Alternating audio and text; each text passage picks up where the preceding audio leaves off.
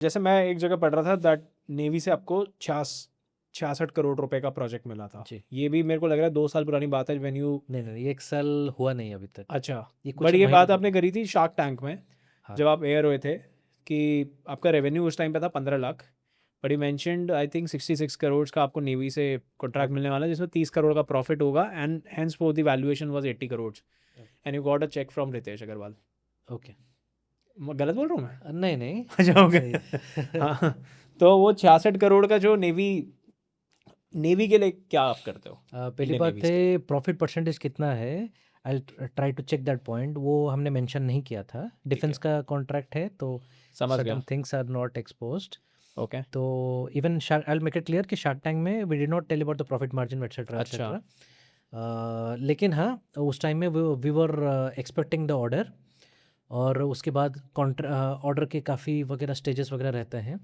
तो ultimately September, around September October 2000, September 2025 we okay, finally signed the contract. Which is 6 महीने पहले। 6 महीने पहले, अरे वाह!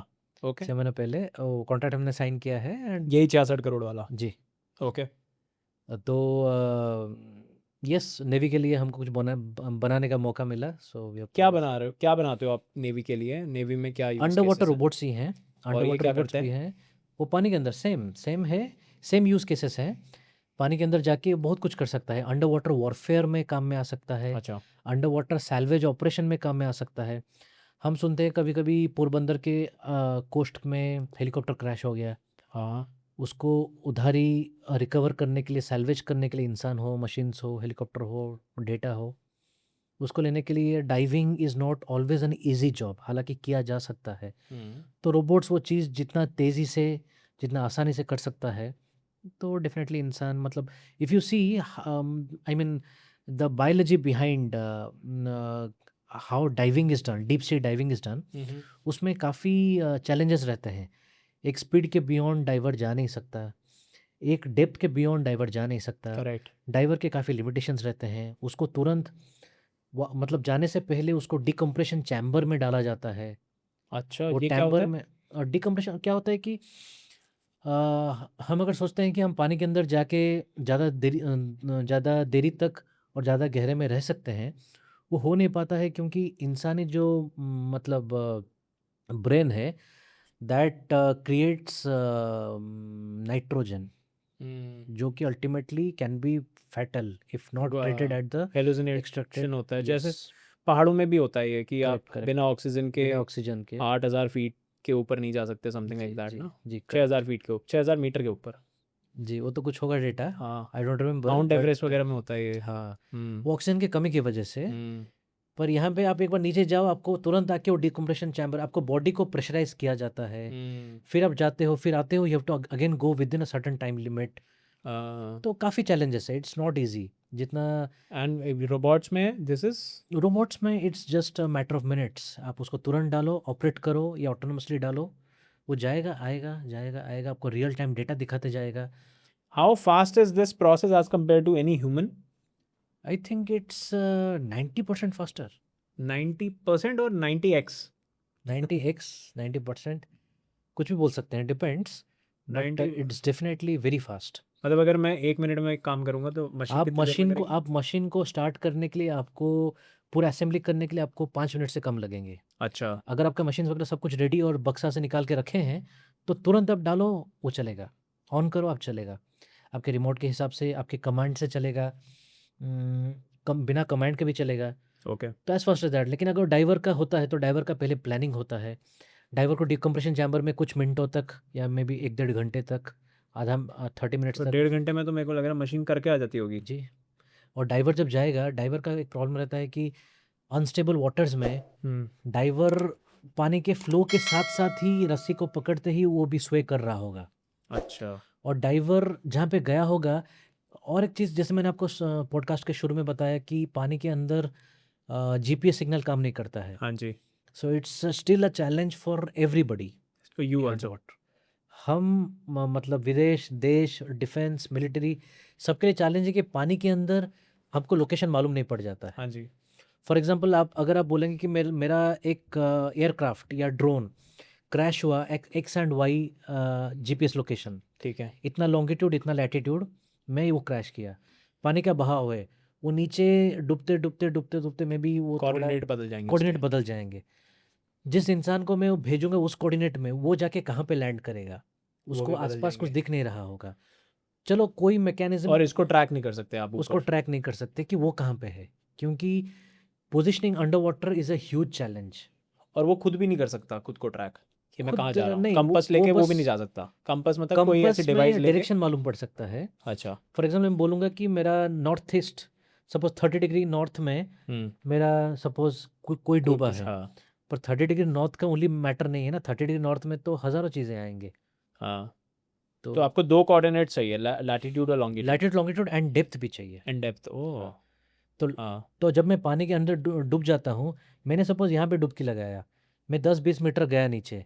आपका हाँ, एक्स वाई दोनों चेंज हो मैं सकता है। जिस शिप ने मेरे को डाला है, वो शिप भी थोड़ा इधर उधर घूम गया होगा। हाँ। मेरा रस्सी से जिससे कि तो ये जो हाँ, डाइवर्ज आता है, इसके पास में भी इसको ये भी नहीं पता कर सकता कि मेरा एक्स और वाई एक्सिस क्या है, एक्स वाई नो जी क्या है। नो अच्छा, इसको भी नहीं पता चल सकता। इसको बाहर भी नहीं जा सकता सिग्नल, उसको भी नहीं पता चल उस सकता। अंदाज से पता लगा सकते हैं कि सपोज पानी का बहाव इतना है, मैंने एक रस्सी पकड़ा हुआ है तो वो 30 डिग्री एंगल में टिल्ट हुआ होगा, समझ तो गया। मैं इतना मैं आसपास रहा हूँगा। तो इसीलिए एक चीज़ को आइडेंटिफाई करने के लिए उनको अगर 20 डाइव्स करने पड़ रहे होंगे, ये चीज़ तो इसका तो टेक्नोलॉजी है ही। और ये कितने में आसान कर से देते हैं? ये आप सोचिए कि 1-2 डाइव में हो जाएगा। एक दो डाइव में क्रोएशिया कर देगा। कोरेशिया में I will tell it in this way कि अंडर वाटर रोबोट्स कर देंगे अच्छा। 1-2 डाइव्स में। एंड हाँ, कोरेशिया सिंस नेवी ने हमारे प्रोडक्ट को सिलेक्ट किया है, तो definitely it has gone through rigorous testing and trials, हाँ। परफॉर्मेंस टेस्ट वगैरह वगैरह। तो yes, we can do that. कोई है आपका कॉम्पिटिटर इंडिया में? इंडिया में कॉम्पिटिटर्स हैं, कुछ कॉम्पिटिटर्स हैं, अच्छा। लेकिन निश टेक्नोलॉजी डेवलप करने वाले काफ़ी कम हैं। अच्छा, निशा बिल्कुल आपकी तरह। बाकी जो हैं वो और भी, वो एरियल भी कर रहे हैं, आइडिया फोर्ज वगैरह भी करते हैं ये काम। नहीं, IdeaForge is only focused on aerial and they are doing a brilliant job. हाँ। बोला जाए तो मतलब काफ़ी सालों पहले उन्होंने स्टार्ट किया, correct. They are focused into aerial. लेकिन अंडर वाटर वाले इवन हमारे जर्नी के शुरू में कभी कभी हमको प्रोजेक्ट्स आता है, जैसे हम रेलवे ब्रिज के इंस्पेक्शंस करते हैं, डैम्स के इंस्पेक्शंस करते हैं, अंडर वाटर पाइपलाइंस के इंस्पेक्शन करते हैं, पावर प्लांट्स के इंस्पेक्शन करते हैं पानी के अंदर डूब के। तो उस टाइम में कभी कभी ऐसा ऑफर आता है कि आप थोड़ा हमारे इसके साथ एरियल भी कर दो, आपको पैसे ज़्यादा मिलेंगे, ये होगा वो होगा। But we have always been focused on नहीं, एक में ही करना वाटर है, अंदर करना है। फोकस्ड में ही फोकस में रहे हैं। ओके। लेकिन देयर आर प्लेयर्स। ओके, ठीक है। और क्या नेवी का यूज़ केस क्या होता है और क्यों? नेवी में अब देखिए अभी तो काफ़ी एयर में फाइटिंग चल रहा है, करेक्ट। लेकिन हम इंडियंस, हम भारतीय ये भूले नहीं है कभी, because we have been surrounded by waters on 3 three sides. Sides, yes. तो largest border are is water. हाँ। तो वहाँ से हम सुरक्षित हैं ऐसा तो हम सोच नहीं सकते, वहाँ से भी हमको सुरक्षित रहना पड़ेगा। Correct. So we have to be alert on all this sites, जो कि सेंसिटिव है काफ़ी। तो वहाँ पे वॉरफेयर में, फॉर द डिफेंस में वॉरफेयर में इसके काफ़ी एप्लीकेशंस और यूज़ केसेस हैं। ओके। जैसे लैंड माइंस लगते हैं तो हम्म। पानी में भी माइंस लगते हैं, वो डिटेक्शन कर लेता है ये, वो डिटेक्शन करने में वो इसका लगा भी रोल देता है ये। लगाते हैं। अच्छा। आपकी मशीन्स लगाती हैं? नहीं मतलब वो स्पेसिफिक मैं नहीं बोल सकता, पर ये है कि हम ऐसा बोलेंगे कि देखिए हम ऑफेंस और डिफेंस दोनों ही है कि खुद का बचत करना। हाँ। लेकिन हमेशा क्यों बोला जाता है मिनिस्ट्री ऑफ डिफेंस? हाँ। क्योंकि हमेशा हम पहले खुद को प्रोटेक्ट करना चाहते हैं, फिर हम ऑफेंस कर अटैक के सकते बारे में हैं। सोचता है। ओके। तो पहले अगर मैं बोलूँगा कि मेरे रोबोट का यूज़ केस, तो पहले हम प्रोटेक्शन पे है। कोई अगर डाला है तो हम उसको ढूंढ पा के न्यूट्रलाइज कर पाएंगे, दैट इज द अच्छा, फर्स्ट आप थिंग। न्यूट्रलाइज भी कर देते हो थ्रू हाँ, ह्यूमनॉइड, ये through through robots robots, that is also one of the use case. That you do? That is one of the use case, I tell. Okay. और क्या क्या आप बता सकते हो आप ऐसे, और क्या क्या होती है अंडर मिसाइल्स में? आप ऑफेंस में क्या क्या करते हो? ऑफेंस में जैसे अगर डिटेक्ट करके उसको न्यूट्रलाइज किया जाता है, जब न्यूट्रलाइज बोलते हैं तो न्यूट्रलाइज मतलब it becomes your mind then. फिर उनको न्यूट्रलाइज उसके लिए लगा मतलब दिया। उसको डेड करना है, ठीक है। उसको डेटोनेट करके डेड करना है, उसको मार डालना है। वाह यार, ये कितना फैसिनेटिंग नहीं लग रहा हाँ। सुनने में? अच्छा लग रहा। होता है पानी के अंदर ये सब। कि एक माइन लगी हुई है, हमारा रोबोट गया, रोबोट ने वो माइन डेड कर दी डेड कर दिया, और दूसरी अपनी माइन भी लगा के आ गए। वो भी हो सकता है। वो भी होता होगा, हो सकता है बोल रहे हो आप बस। होता होगा। मैं अगर अभी बोलूँगा कि ऐसा हम कर रहे हैं, हाँ तो यहाँ से लोग अंदाज़ लगाएँ कि डिफेंस की बात है, मैं क्यों बोल रहा हूँ। हाँ, समझ गया। तो ऐसा यूज़ केसेस होता है, ये गूगल पे अवेलेबल है, मतलब ये इंटरनेट पे अवेलेबल है। तो since we are a robot, we also have that use case. तो दैट मैं बस हाँ। उतना ही बोलूँगा। और अंदर मिसाइल वगैरह चलाने वाले भी रोबोट्स होते होंगे। मिसाइल्स बोलते हैं आप हाँ, उसको, क्या उसको बोलते हैं टॉर्पेडो मैच? बोलते हैं, टॉर्पिडो, टॉर्पेडो बोलते हैं, टॉर्पिडो, टॉर्पेडो, टॉर्पिडो। टॉर्पेडो। अभी जैसे आपने सुना है कि यूएस ने जो ईरानियन शिप को डुबाया है, वो टॉर्पेडो के माध्यम से। मिसाइल जैसे दिखते हैं लंबे वाले, वो शिप से लॉन्च किया जाता है, कभी-कभी एयरक्राफ्ट से भी लॉन्च किया जाता है, लेकिन पानी में चलता है। तो उसको टारगेट में हिट कर सकते हैं। उसे ही श्रीलंका से निकलते हुए वो शिप पे लॉन्च हुआ था ना अटैक, अभी रिसेंटली डूबा। श्रीलंका से मिसाइल निकला? नहीं, नहीं, नहीं, मतलब वाइज़ैक में they were a part of Milan exercise, मतलब एक जॉइंट मिलिट्री ड्रिल एक्सरसाइज़ में ईरानियन एक शिप था। वो यहाँ से विशाखापट्टनम से निकल के श्रीलंका होते हुए जब वो इंडियन इंटरनेशनल बॉर्डर में गया, उस टाइम में यूएस का शिप थोड़ा तैनात था। दे वर लुकिंग फॉर इट। तो उन्होंने पानी फॉर के द अंदर शिप। से फॉर अच्छा। ईरानियन शिप, पानी के अंदर से टॉर्पेडो शूट करके, जो कि एक मिसाइल ही है, पानी के अंदर चलने वाला एक मिसाइल ही है, उस शिप को पूरा मतलब तोड़ दिए। ये शिप थी या सबमरीन थी? शिप को शिप थी मार दिया। जो वाइजैक से निकली, ईरानियन शिप। हाँ, एंड श्रीलंका होते हुए ऑलरेडी इंडियन ओशन से जा रही थी ईरान की जा रही तरफ। थी। हाँ, अच्छा। तो पानी के अंदर ऐसे-ऐसे वॉरफेयर होते हैं। ओह। तो हमारा और तो ये एक शिप क्या, ये मिलिट्री शिप थी जो जा रही मिलिटरी थी? शिप थी, अच्छा, वो कार्गो शिप नहीं? कार्गो शिप नहीं थी। अच्छा, उसको फोड़ दिया यूएसए ने। यूएसए ने, तो पानी के अंदर ऐसा होता है। सो आज उनके साथ हुआ, कल हमारे साथ हो सकता है। अच्छा। हमारे तो चारों तरफ से तीनों तरफ बहुत से। बढ़िया-बढ़िया दोस्त घिरे हैं इंडिया की तरफ, चारों तरफ से। हाँ। तो तो do you think navy eventually replace भी हो सकते हैं, सारे रोबोटिक नेवी हो सकती है इंडिया की? मतलब इज इट पॉसिबल कि ह्यूमंस ही रिप्लेस हो जाएं, सिर्फ नेवी में रोबोट से ही चल रही हो सारी वॉर? ये मैं इंडिया के बात नहीं करूँगा। It is very futuristic. Okay. It is very कितना फ्यूचरिस्टिक? इट विल टेक, मतलब वो तो बोल नहीं सकते, nobody can estimate the trend of today's, I mean AI हो गया, रोबोटिक्स हो गया। पर मशीन्स पे रिलायबिलिटी का स्केल ये बोल सकते हैं कि जनरेशन बाय जनरेशन वो तो बढ़ ही रहा है। हाँ।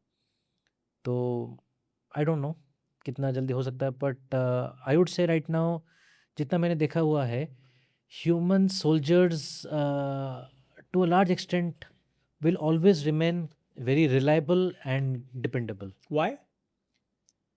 प्रोबेबली बिकॉज जितने कॉम्प्लेक्स एनवायरनमेंट में हमारे डिफेंस फोर्सेस काम करते हैं, सोली एक मशीन उतना काम कर पाएगा नहीं कर पाएगा वो बोल नहीं सकते। That depends upon type of geographies, that depend upon type of use cases. हर एक ऑपरेशन, जैसे हमारा ऑपरेशन सिंदूर हो गया, ये हो गया, वो हो गया, बालाकोट वाला, हर एक स्ट्रैटेजी, हर एक तरीका, तौर तरीका अलग ही रहा है। Got it. तो अगर उतना लेवल का इंटेलिजेंस अगर कोई एक मशीन में बिल्ड कर पाए, तो अब तक तो बोल नहीं सकते कि मे बी द जिन देशों में हम बोलते हैं कि बहुत ज़्यादा बढ़िया डेवलपमेंट हो चुका है, क्या उन्होंने उतना रिलायबिलिटी बिल्ड कर पाया है रोबोट में? The answer is no. तो it is futuristic. Okay. Machines के लिए कुछ प्री डिफाइंड चीज़ें, ये करना है, वो करना है, अगर है तो आसान है। जहाँ पे हर लेवल के इंटेलिजेंस ज़रूरत पड़ते हैं, वो पड़ते हैं, तो प्रॉब्ली उस लेवल पे हम आए नहीं हैं।